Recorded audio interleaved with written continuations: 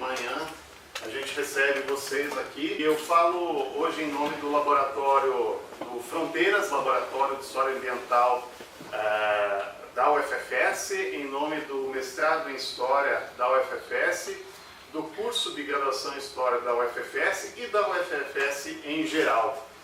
Falo também em meu nome, eu sou o professor Clayton Márcio, para quem não me conhece, sou professor de História da Fronteira Sul, sou professor do mestrado em História. Falo também em nome da professora Samira Moreto, que está hoje na organização do 3º Congresso Mundial de História Ambiental, que vai ser justamente iniciado na segunda, e também do professor Marlon Brandt, também, que é um dos organizadores do evento, assim como nós dissemos que somos os 3 coordenadores do Laboratório de História Ambiental. Reitero que é com muita satisfação que eu vejo vocês aqui nesse sábado, porque é para vocês que a gente faz esses eventos, num dia de férias, agora em julho, dizendo que essa é uma iniciativa do laboratório para discutir história ambiental e os problemas políticos que a gente vive hoje. Então nós temos 2 palestras agora marcadas já. Hoje o professor Frank vem falar conosco, e no dia 5 de agosto, segunda-feira, a professora Roberta Biasilo, professora italiana que hoje está vinculada ao Royal Institute of Technology de Estocolmo, na Suécia. O gancho inicial dessa palestra, então, são os sistemas políticos autoritários e as transformações ambientais, porque são duas temáticas muito oportunas na atualidade e que a história tem muito a nos ensinar, principalmente da experiência germânica, a experiência italiana, que a gente, a partir daí, pode pensar algo a partir dos nossos estudos e das nossas experiências. Então, acompanhem nossas atividades, sigam no Facebook, o Laboratório Fronteiras. Nós temos grupos hoje de História Ambiental, grupos de estudos no laboratório. Estamos formando também um grupo de História Política e História Ambiental, que muito nos motivou também a essas palestras que a gente apresenta a vocês. Ou seja, a gente está se movimentando o tempo todo, é fronteira em movimento. Participem, estejam atentos, não é sempre que a gente tem um pesquisador do Quilate, do Frank, disponível para fazer, além dessa palestra, uma conversa pós. Então nós vamos organizar a fala dele em mais ou menos 20 a 30 minutos, e depois vocês têm um tempinho aí para tirar questões, curiosidades, porque o Diego também pode nos ajudar. Agradeço imensamente ao Diego, nosso tradutor. Introduzo rapidamente o Frank, o palestrante de hoje, que é germânico, nasceu na Alemanha, já esteve ligado a vários dos maiores institutos de história ambiental da Europa, do mundo, teve uma grande carreira, principalmente na Alemanha. Ele já foi ligado ao Rachel Carson Center e às universidades, e atualmente está trabalhando na Grã-Bretanha, mais especificamente na Universidade de Birmingham, na Inglaterra. Antes de passar então a palavra ao Frank, eu gostaria apenas de apresentar e passar a palavra aos representantes do campus ou da reitoria. No caso, hoje eu estou apresentando a vocês o professor Antônio Inácio Imbrioli, não apenas como representante para a abertura do evento da reitoria, mas também para parabenizá-lo e tornar público a quem não conhece que ele é o mais novo laureado com o Prêmio Bávaro de Proteção Ambiental. É um dos mais importantes prêmios de proteção ambiental do mundo, e que nos faz ter bastante orgulho dessa trajetória do professor, que tem consolidado uma luta contra os transgênicos, não só no Brasil, mas também em nível mundial, e por isso merece esse destaque. Eu passo a palavra agora para fazer a introdução da palestra e depois convido a tomar um assento conosco. Obrigado. Bom dia a todos e todas. Hoje a presença do Frank aqui é muito animadora, porque nós estamos vivendo um contexto difícil. Não sei se dá para dizer difícil, digo terrível, nesse país. E trazer para nós uma reflexão sobre a relação que existe entre a conservação ambiental e o conservadorismo na política. Que existe uma forte presença dos movimentos ambientalistas também de extrema-direita, né, no mundo. E refletir isso do ponto de vista do nazismo é uma experiência única que nós podemos ter aqui hoje. Eu convivi um pouco na Áustria com esse dilema, eu falei isso para o Frank no início.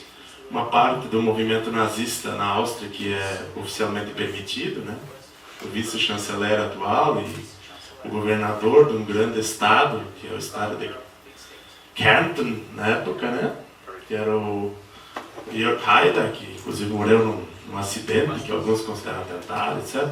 O movimento dos laranjas, Partido Laranja lá, eles se assumiam claramente contra transgênicos e tinha um problema de lidar com isso, porque imaginava que a tradição dos ambientalistas deveria ser mais ligada à esquerda, né? Então tem toda essa relação com a extrema-direita, inclusive, não é só com a direita. As causas ambientais e a conservação ambiental também como conservadorismo na política, né? Então eu fico muito feliz de poder ter o Frank aqui, e ainda mais por ser de Münster, né? Que é uma cidade ao lado de Osnabrück, a 50 quilômetros, né? Onde eu realizei meu doutorado, há uns 15 anos atrás. E as duas cidades, Osnabrück e Münster, são consideradas, do ponto de vista da história, cidades da paz, porque lá foi encerrada a Guerra dos 30 Anos, o famoso Acordo de Paz da Westfália. Em Münster, os católicos, e em Osnabrück, os protestantes. Eles conseguiram fazer um acordo de paz que os caras assinam em duas cidades diferentes. Interessante. E fazendo então assim a abertura do tema, a Universidade Federal da Fronteira Sul precisa cada vez mais também buscar o seu espaço internacional. Nós sabemos que isso é uma necessidade, mas também é uma oportunidade destacar isso, né, Clayton? Mais uma vez o Clayton aqui uns meses estará lá no Rachel Carson Center em Munique, né?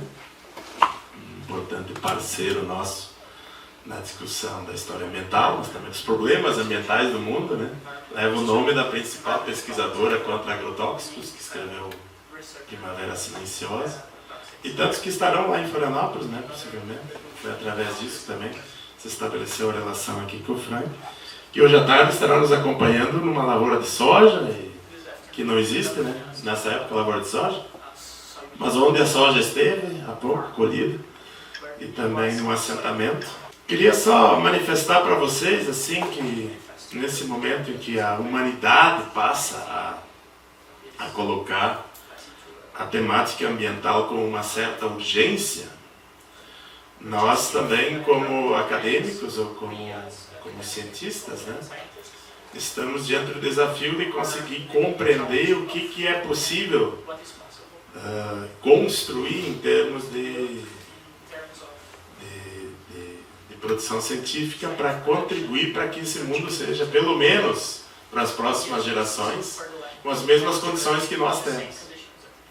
Não sei se nós vamos conseguir fazer isso.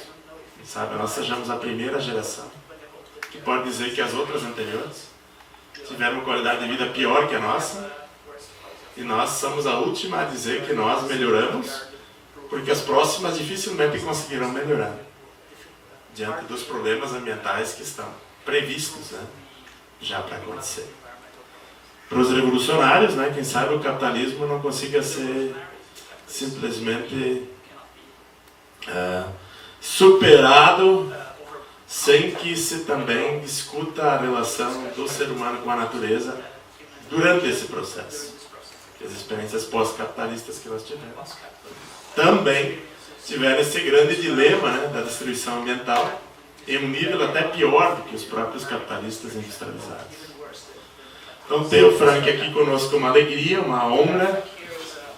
Eu fiquei muito feliz, evidentemente, com esse prêmio da Baviera, mas a Baviera ocupa um espaço que, para muitos, às vezes, não é visto do ponto de vista geográfico é o maior estado agrícola de camponeses da Alemanha e é o estado que faz a fronteira com os Alpes. Não é o único que faz fronteira com os Alpes, tem também a Suábia lá do outro lado, mas é a região que mais resistiu historicamente em termos ambientais. Até porque lá não pode botar trator naqueles Alpes, né? É difícil fazer mecanização da agricultura naquela região, e lá se produziu um movimento conservacionista, que aí o Frank vai analisar que também conservador, né? É o estado mais conservador da Alemanha também, a Baviera, e quem sabe a Áustria seja um dos países mais conservadores em termos políticos hoje. E toda essa tradição dos Alpes, né, para mim foi importante do ponto de vista de compreender como é que o camponês pensa a questão ambiental. E esse camponês católico, conservador, às vezes de extrema direita, tem sido o camponês que mais resistiu à industrialização da agricultura, às monoculturas, à destruição ambiental, que outras regiões, enfim, já nem trazem mais como tema. Então, para mim foi uma experiência boa viver por lá e ter escrito um pouco sobre isso, mas hoje, evidentemente, o Frank está aqui para trazer isso no original, com um pesquisador de lá, e tem muita coisa a nos dizer. Eu aprendi uma palavra lá na região dos Alpes que eu nunca consigo mais esquecer. Uma palavra muito antiga. Eu nem sei se o Frank conhece essa palavra. Em alemão clássico é weil alles irgendwie zusammenhängt, né? Essa palavra do antigo austríaco, alemão, bávaro, significa porque tudo, de alguma forma, está interrelacionado. É uma palavra de sabedoria tão grande, não só porque tudo está interrelacionado, mas aquele de alguma forma. Porque de alguma forma está interrelacionado significa que se de alguma forma nós ainda temos que compreender. Isso a ciência tem que fazer. Por quem sabe, só assim a ciência conseguirá produzir um mundo em que possamos viver melhor. Se entendermos que tudo está de alguma forma interrelacionado. A gente fala isso do ponto de vista da interdisciplinaridade, por exemplo. Mas hoje está interrelacionado com a presença do Frank aqui. Um mundo, ou então um outro mundo é possível integrando pessoas de vários lugares, olhando de diversas formas, mas de forma interrelacionada. Essa é a mensagem inicial. Passar a palavra para o Frank. Nochmal vielen Dank, dass du da bist.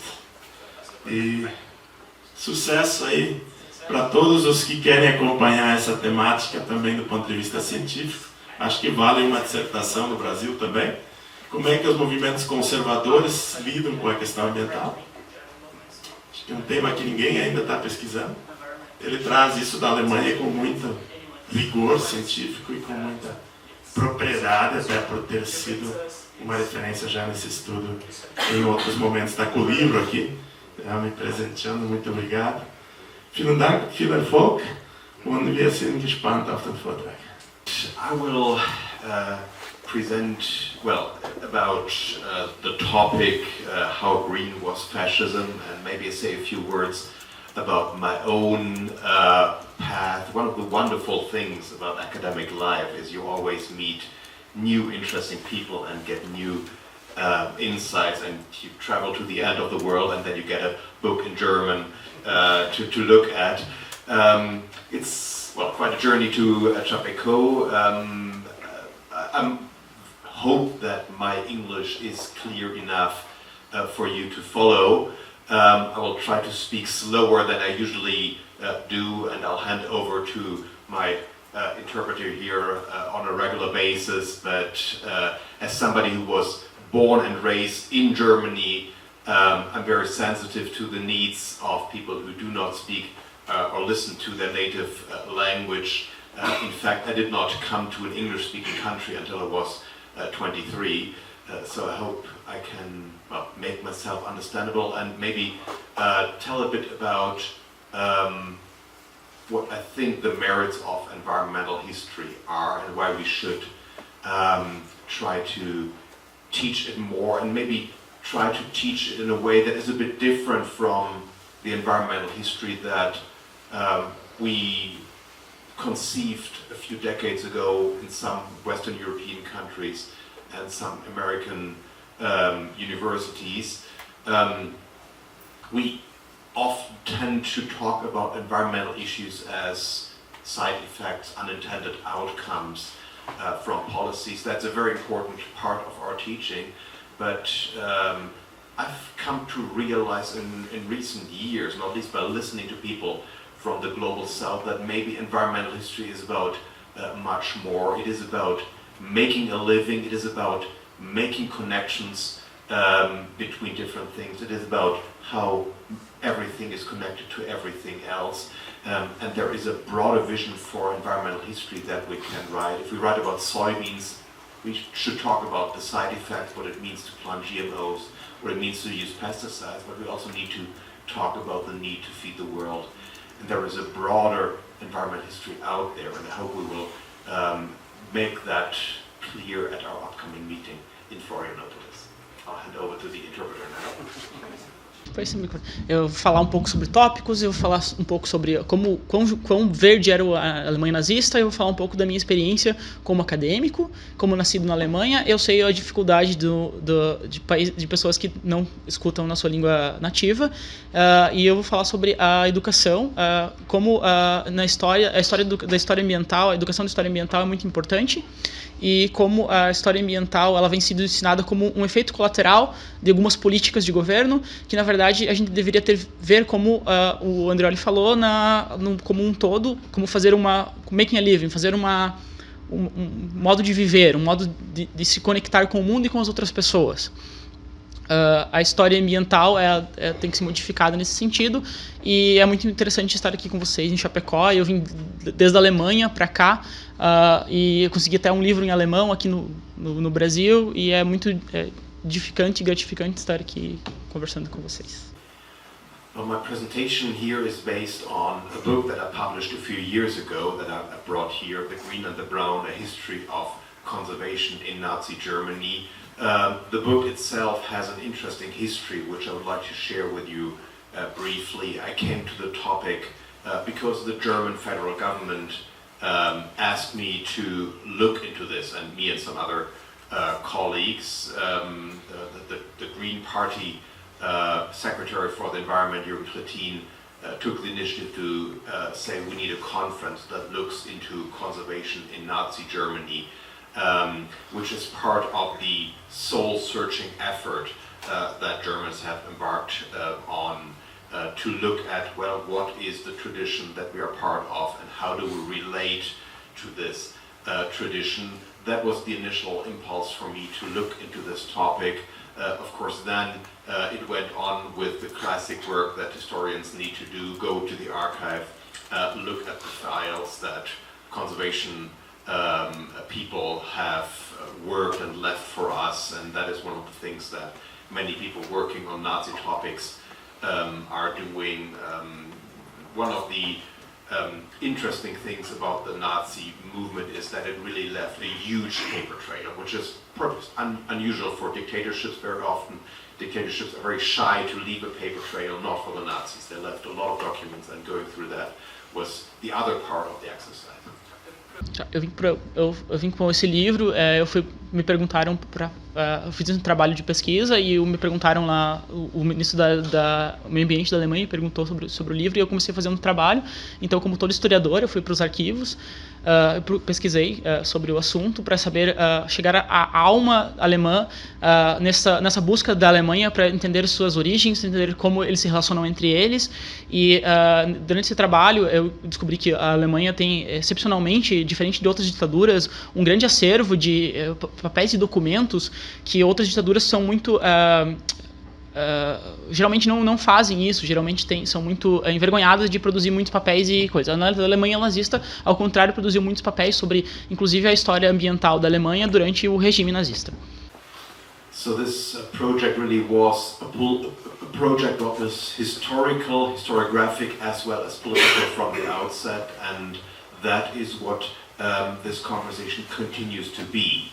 When we talk about fascism and green politics, we're talking about conversation that continues in our own time, most recently under the impression of right-wing populism that we are all familiar with. I think it is a good sign that we talk about. It's important to work through these experiences, and we talk about fascism. We should make that clear from the beginning that we talk about this as one of the defining traumas of our modern democracy, the collapse of democracy from within, and the change from a democratic system to fascism is an experience that haunts us and forces us to work through this. And I hope that I can show you some way to make sense of this experience that does not talk about something that happened in a faraway place 70 years ago, but something that raises important and challenging questions in our own time. Falar sobre o fascismo é uma tarefa difícil, falar sobre o colonialismo e todos esses personagens que nos assombram, inclusive, principalmente pela parte de que a democracia cresceu em um certo estado que ela se destruiu por dentro dela mesma, ela saiu dela mesma no movimento fascista, e eu espero conversar com vocês de uma maneira que o fascismo não fique só no livro de história como uma coisa que foi há anos atrás, mas sim uma coisa que nos consiga chegar até hoje, falando sobre o populismo de direita e todos esses movimentos que tomaram a democracia de assalto e destruíram ela de dentro para fora. When we talk about remembrance of the Nazi regime, I think it's important to realize from the beginning that there is a certain imbalance. The Nazis ruled Nazi Germany for 12 years, but our commemoration has focused exceedingly on the war years and specifically on the Holocaust in recent years. There is a lot of activism about Holocaust remembrance. We went to the City Museum yesterday, and I saw that there was a piece of art dedicated to memory of the Holocaust. That is something that is prominent. There's an International Day of Holocaust Remembrance. It's also interesting to see that right-wing populists somehow come back to this topic again and again, and inevitably stumble over this. Most recently Bolsonaro, when he said that the Holocaust can be forgiven, something that I came across when I prepared for this lecture. So the Holocaust is an important part of our memory, and it teaches us a lot about the horrors of racism and authoritarianism. Há um certo desbalanceamento entre a história nazista, porque os nazistas ficaram no poder por mais ou menos 12 anos. E o que a gente tem mais estudado durante a história é geralmente a guerra e, recentemente, a parte do Holocausto. E todos os movimentos atuais de direita, eles às vezes tendem a puxar de novo o Holocausto. E no caso do Bolsonaro, eu fiquei sabendo recentemente que ele disse que o Holocausto poderia ser até esquecido. I don't know if you know, Frank, but Bolsonaro said that Nazi Germany was a left-wing movement. Mm-hmm. I don't know that, but I'm not surprised that's a game that we've heard from Haider as well. That's shifting the blame, but it just shows that we are up to something here when we talk about the crisis of democracy. When we talk about the challenges to open civil societies. This is something to work through, and this is something to look at. The Holocaust is an important part of this memory because it shows us where things can lead to. But if you look at the Holocaust, we learn very little about how we actually came to this point. We learn less about the path that we have taken. If you go, for instance, to the highly recommended Yad Vashem Holocaust Museum in Israel, you see a lot about what happened during the Holocaust and all its gruesome facets. But the prehistory, how we actually came to there, how the Nazis came to power, that is something that is talked only briefly in this year. And I think one of the advantages of the topic at hand, the environmental history of Nazi Germany, is that we need to look more at the early years of Nazi rule. Então, o Holocausto é muito importante para a gente entender os horrores que o fascismo chegou e como destruiu a nossa democracia, mas é muito importante a gente lembrar que quando você chega no museu, você consegue ver os fatos que ocorreram no Holocausto, mas a gente muitas vezes esquece de todos os fatos anteriores que levaram e que foram levando aos poucos a esse tipo de horror. Esse tópico de história ambiental durante o nazismo, da história ambiental na Alemanha nazista, ele nos ajuda a voltar a esses tópicos nos primeiros anos do regime nazista e como os passos foram sendo tomados para chegarmos a esse horror que é o Holocausto.